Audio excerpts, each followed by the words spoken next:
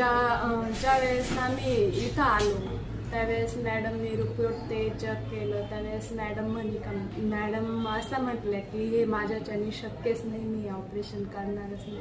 पण मॅडमनी माझी रिक्वेस्ट, माझी भावना, माझं सर्व हे समजून आणि ते मॅडमने ऑपरेशन त्यांच्या हातात घेतलं आणि ते रिपोर्ट वगैरे सर्व पाहून मॅडम असं म्हटलं होतं की मी हे ऑपरेशन करणारच नाही।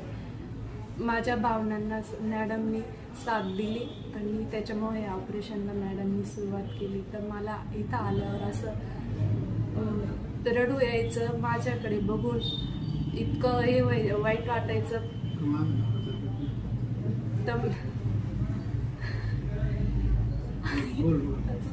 वाईट वाटायचं का बाबा आता हे कसं या समस्यातून कसं मी पार पाडणार आणि कसं हे होणार। तर ते पूर्ण समस्या मॅडमनी